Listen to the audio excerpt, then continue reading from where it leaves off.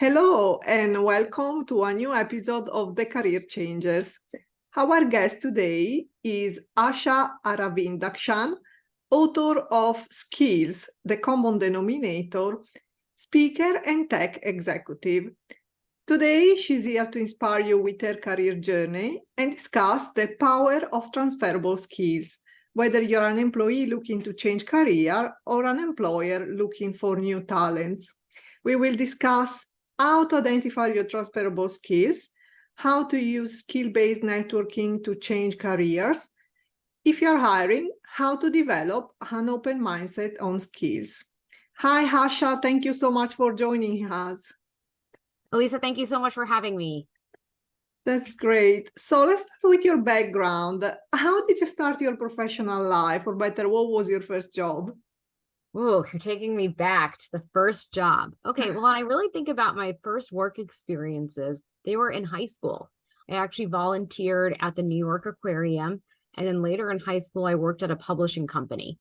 After college, my first full-time role was in a nonprofit where I'd already been interning for 2 years. So that became my first full-time job. Kind of looking back, it's like I had so many different career transitions. What was your first job? What was your dream job when you were a child? Oh gosh, when I was a child, I think I had a lot of dreams as far as what I wanted to be when I grew up. I wanted to be a detective because I loved, solving problems. I wanted to be president because I thought that was like the coolest job in the world, overseeing the country and politics. I wanted to be a lawyer because I love the logical nature of how lawyers think. So I think different times of my life as a child, I wanted to be different things. So what did you decide to study then? What is your educational background? That's a great segue. So actually in high school, I had the opportunity to take business courses in accounting and business law, and it just clicked for me. Like that's what I wanted to do. And so I then went to college. I went to study business. I concentrated in finance. And the funny part is I have used most parts of my degree except the finance part. Of course, right? That's how it happens. Yes. And then later in life, I went back to school mid-career and earned my MBA. And I'm just a learner. For the past 10 years, I love taking online classes when I have time. And most recently this year, I took classes on design thinking and DEI. So how did you progress your career after college? Yep. So as I mentioned, I started with that nonprofit that I had been interning while I was in college, but then I also had the opportunity to work in the private sector and in the public sector, but it was always in operational roles. And after I did the MBA, I was able to work in tech startups. That's where I wanted to go for a long time. And the MBA helped me do that. And all these career transitions, they were facilitated by people in my network who thought of my skills in solving a problem in their workplace. Has there been anyone or anything that has been a major source of inspiration during your career journey when you've been transitioning from one career to the other? Yeah, I have always admired people that made dramatic career transitions. And I read a lot of biographies, especially as a child. And what always was interesting to me is like why they wanted to make a change and how they made the changes. And the why was typically to make a better life, but the how was never really discussed. So let's talk about the hot topic of this episode, that is transferable skills. You wrote a book called Skills, the Common Denominator. How and when did you start thinking about writing this book that is very specific?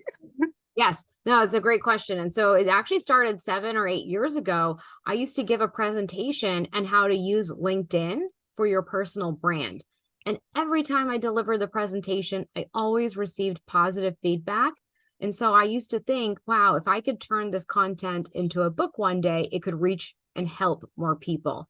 And during the pandemic 3 years ago, in the US, 20% of people lost their jobs because companies shut down or restructured. And I knew that I could help them by taking that presentation and putting it into a book. Like that was the right time to do it. And so that presentation became the second half of the book. Then I said that wasn't enough. I need to tell stories of people that made dramatic career changes to help the people that lost their jobs.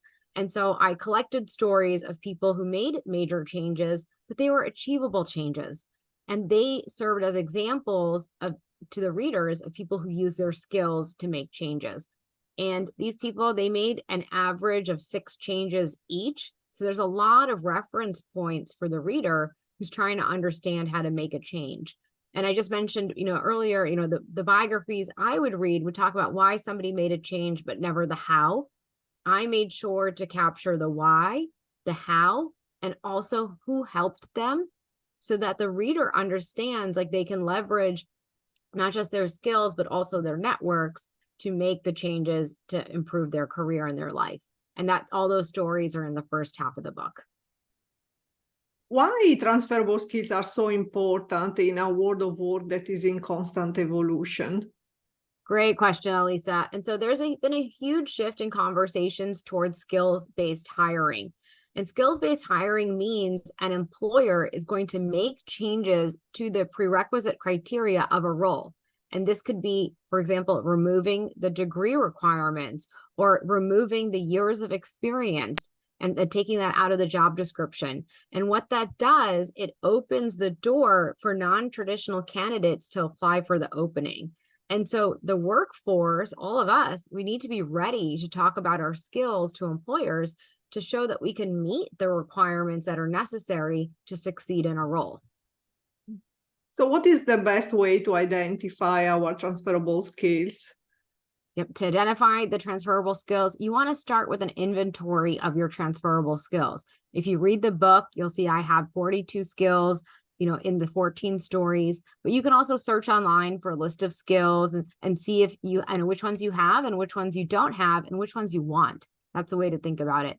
And then sometimes it's just easier to ask other people, friends, family, coworkers, what they think your skills are. And I think you'll be really surprised at what you hear and also the consistency of the skills that they share with you.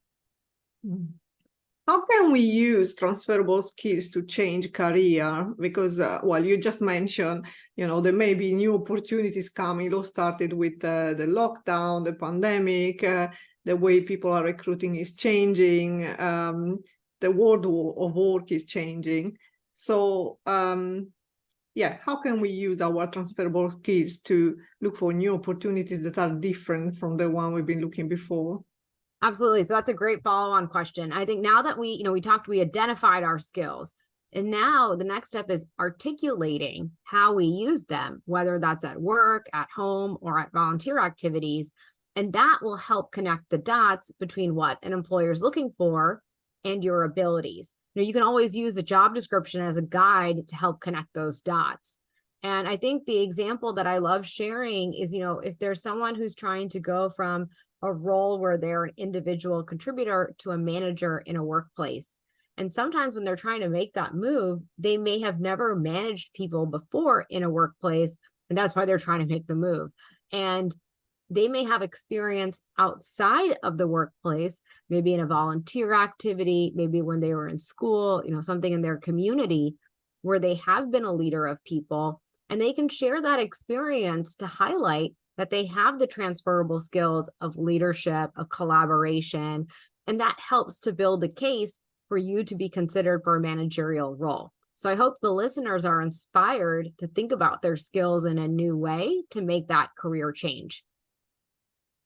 So while many topics that are discussed here for me are quite recurrent, I hear bits and pieces here and there. Every time I learn something new. And this time, while I was reading about what you do, I discovered something that is called skills-based networking. What is it and why is it important when we want to change career? Absolutely. So I mentioned earlier about, there's the who helped you make that career change. And I learned through my interviews, over 90% of the time, somebody is there to open the door for you to the next role because they can connect the dots on your skills and the problems that need to be solved. And so skills-based networking is when your contacts provide feedback on their candidacy for a role based on the moments where the skills stood out to them, or to others in their professional or personal network. And so I think it's really important that as we change careers, we need to stay in touch with our contacts, because they may be able to, connect the dots or triangulate. There's a need in the market for the skills that you have, and there's, and then open the door to those opportunities. And so networking is really, really key. And that's a key premise of the book. Is there also a way that, sorry, this is a question, a surprise question, but is there a way to expand our skill-based networking, for example, for skills that we don't have yet? And Absolutely. what would be the best way in your experience? Yeah, I think I love looking at people's LinkedIn profiles, because you can see how they went from one role to the next. And I think if if there's a role that you want or a company you want to work for, find people who have the role that you want or work in that company, look at their career paths, come up with some interesting questions, and ask them for, 15, 20 minutes to connect and talk about their career. People love talking about themselves. So, and I think especially in today's world where we're all eager to connect, they'll likely say yes, especially if you write a really compelling message about how you want to learn from them. And so I think that's one way to not only learn about the path that could be good for you, but it's also a way to expand your network to people who have the role or work in the company that you desire. And so if a role does open up later, they may consider you and refer you into that company. So I think that's one of the best ways to grow your network. And it helps you also in your educational journey around career pivots. So I think there is a mismatch between people starting or talking more about transferable skills and being able to recognize that. And so dreaming of new careers, new job, and employers not being so open yet or not so ready to identify candidates that are not perfectly matching their job description, but they can have these transferable skills and they are very capable to do the job. How important is for employers to develop an open mindset on skills when hiring, and why? Oh. Yeah, Elisa, I know exactly what you mean. And it's so disappointing when employers don't take the time to identify candidates' transferable skills for an opening. I know I felt that disappointment as a job candidate. And also, because I can see like, oh, here's the role and here's my skill set, but then I don't get an interview. And I wonder, like, did I do something wrong? No, they didn't connect the dots on the skills. And so I think we all have to remember a job description is usually a wish list. Like nobody can meet every single bullet on a job description. So when you break down what's actually needed by skills, and this is, the hiring manager has to do this first, it becomes more tangible and more realistic of what they're looking for. But then it also helps the job candidate talk about the stories of where they use those skills in a way that the hiring manager understands that they can do the job. And so if we combine, the shift to skills-based hiring that we discussed earlier, along with keeping an open mind about a candidate's transferable skills, then the possibilities for an employer to fill the roles with qualified candidates become more and more real. And we may even decrease the hiring time because we, as the hiring manager, the employers know what they actually want to hire, like the skills they want to hire for. And so it makes interviews go by faster. And another surprise question. What is the best way for a potential candidate to say, hey, I've seen your job and I think I'm perfect. I know I don't have exactly all the experiences required, but I know I have experience that is similar in other fields. Yep. So what's the best way to get noticed when applying for the job of our dreams or something we really want? Yeah, I think this is where a cover letter can be a really good way to show that, that you have the skills for the problems that they have, because you can then articulate, I see the challenge that you're presenting, know that I've dealt with similar challenges in my other roles, and I'm ready to take on this challenge in your company. And that's a great, because not many people use the cover letter. So when you do write one, there better chances that somebody reads it because it makes you stand out. Another way is if you can, reach out to the recruiter or to a hiring manager and, with a small note that says like, hey, I'm really interested in this role because I've solved this challenge in another industry or in a different place, that may pique their interest, and they give you a conversation, right? You have to be really proactive here, especially if you're trying to connect the dots and it's not obvious to the person on the other side. So we are approaching the end of this episode, but we have still a few more questions. Okay. Each of us, with our choices, can have a positive impact on the world. How do you feel you're making the world a better place? Oh, that's like such a nice question, Elisa. I wrote this book really just to help folks find happiness in their careers. And every time, someone who reads the book and achieves their career pivot, they reach out to me with an update. Oh my gosh, it makes my day. I feel like, I achieved what I set out in trying to make the world a better place. And what type of advice would you give to anyone during their journey to self-realization? You've done your journey yourself, so Yes. What the best advice you could give?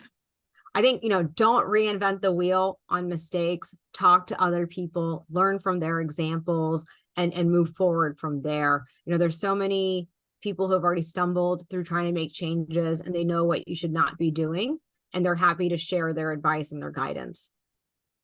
And now, really, the last question. If you could give yourself a piece of advice, what would you say to your younger self? Stay fearless. Well, thank you, Asha, so much for joining us today and sharing your inspirational story and wisdom with our listeners. Elisa, thank you so much for having me on the show. This is a great conversation. Thank you. And the last message for our listeners, don't forget to subscribe to our channel and tune in next week for a new inspirational episode of The Career Changes. Thank you.